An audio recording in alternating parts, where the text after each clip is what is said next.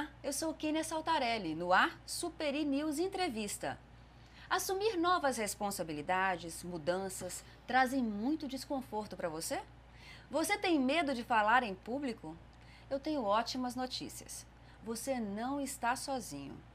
Muitas pessoas passam por esse tipo de problema. E como todo problema, esse também tem solução. Hoje, no estúdio da Superi News, eu tenho o prazer de receber a psicóloga formada pela Universidade Vale do Rio Doce, com especialização em comportamento, consultoria e marketing pessoal e político, a dinâmica e criativa Fernanda Rodrigues da Silva.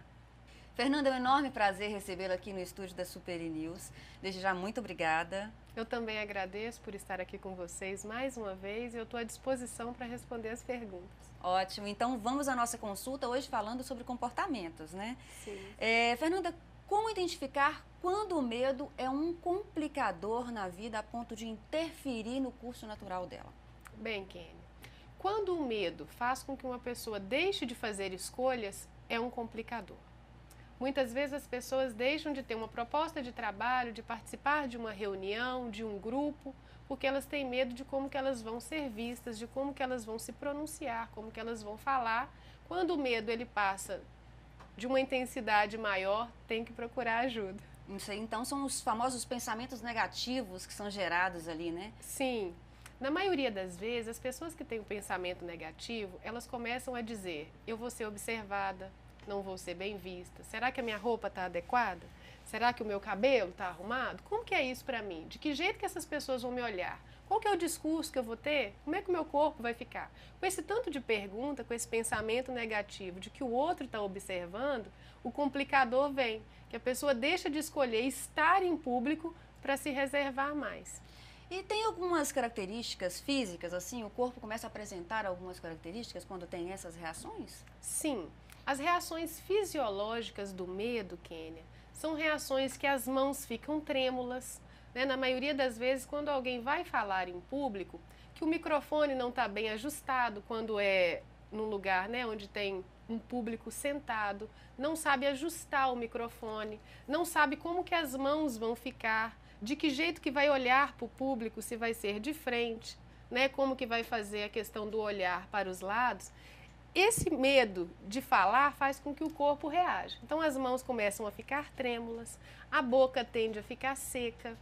Tem uma reação de taquicardia, que é quando o coração começa a bater muito acelerado, e a pessoa me diz assim, Fernanda, parece que o meu coração vai sair pela boca. Acho que todo mundo já passou por isso num determinado momento. Sim, sempre, né? Isso acontece e que bom que acontece, porque o medo é uma emoção natural que a gente tem, Kênia. O que a gente verifica, né, quando a gente está no consultório para tratar, é a intensidade do medo, porque o medo, quando ele é muito grande, ele se torna uma fobia. Então a gente tem que fazer essa diferenciação, ver como que é esse medo e quais as reações fisiológicas que têm aparecido. Quanto melhor uma pessoa controla suas reações fisiológicas, melhor ela tem um desempenho para falar em público. Então, existe uma técnica que a gente desenvolve para poder tratar isso? Sim. E como que é isso? Como que é o tratamento disso? A técnica, né, a gente tenta observar como que essa pessoa está, quais as reações fisiológicas que aparecem. Damos instrução de como fazer as técnicas de respiração primeiro, porque na maioria das vezes, quando alguém vai falar em público, começa a mudar o ritmo da respiração. Então respira-se muito rápido, né? Começa a inspirar rápido e expirar muito rápido, o cérebro entende que tem uma situação de perigo. E o cérebro, inteligente do jeito que é, começa a ter essas reações fisiológicas de proteção. Então, quando o corpo começa a ver que o cérebro está indicando que aquela situação traz o medo, a pessoa começa a ter os tremores, né? Essas situações que vai fazendo com que ela perca o desejo de falar pelo medo de ser descoberta. Como é que o outro vai ver que eu posso errar, posso gaguejar, posso tropeçar? Né? As pessoas geralmente elas não querem ser vistas nos seus erros. Fernanda, isso aí realmente é um complicador, é um fator que dificulta e muito a vida de muita gente por aí, né?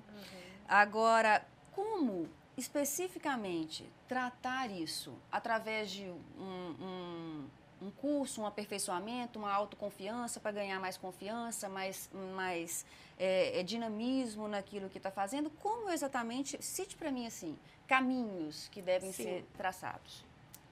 No primeiro momento, é feita uma anamnese. O que é anamnese? A anamnese é uma investigação através de uma entrevista, né, uma anamnese clínica, para fazer uma sondagem do histórico de vida dessa pessoa. Na maioria das vezes, quando uma pessoa tem medo de falar em público, ela tem medo do que o outro vai pensar sobre ela, se ela será rejeitada se houver algum erro e com uma presença muito grande de pensamentos negativos. Então, nessa sondagem, a gente tenta investigar através das técnicas da psicologia como que está a autoestima dessa pessoa, como que ela se concebe quando ela está sendo vista pelo outro, de que forma ela reage quando ela é rejeitada, né, em situações, um exemplo. Quando um prefeito ele é rejeitado por uma oposição, ele tem um comportamento. Né? Esse comportamento dele a gente tenta investigar como que ele reage sobre o olhar do outro. Né? Um empresário, às vezes, vai fazer uma reunião e nessa reunião a gerência se posiciona, às vezes, de uma certa forma que ele se sente rejeitado e os negócios tendem a não funcionar muito bem porque ele não tem uma postura adequada para fazer a gestão da sua empresa. Então, a técnica ela é feita a partir da demanda que essa pessoa apresenta. Nós vamos investigar qual que é o objetivo que ela tem para que ela consiga atingir o resultado que ela quer. Na maioria das vezes, as pessoas elas não têm todos os erros de se falar em público. Cada um de nós tem uma potencialidade diferente. Verdade. Né? Então, a gente vai investigar. Essa pessoa, ela consegue ter um discurso adequado? Se ela tem conteúdo de fala, isso não será trabalhado, pelo menos com muita intensidade. Ela se percebe bem como pessoa? Ela lida quando ela tem que falar de frente para o espelho? Se sim, ótimo, está adequado. Até que essas etapas sejam atingidas, nós vamos investigando os comportamentos. Como que essa pessoa reage em situações que eu simulo rejeição? De que forma ela vai se ver? Vai chorar? Vai gaguejar? Vai começar a ter as reações fisiológicas? Porque eu também sou público quando eu estou fazendo o treinamento. Então, eu troco muito de lugar. Eu falo, olha, agora você está num lugar aberto, eu levo num auditório, não é? Num lugar que seja mais amplo, e a gente simula como que é uma fala em auditório. No consultório, a gente simula falas com câmera, com microfone, para que a pessoa possa, a partir do comportamento, identificar onde é que está a demanda, a necessidade. Perfeito.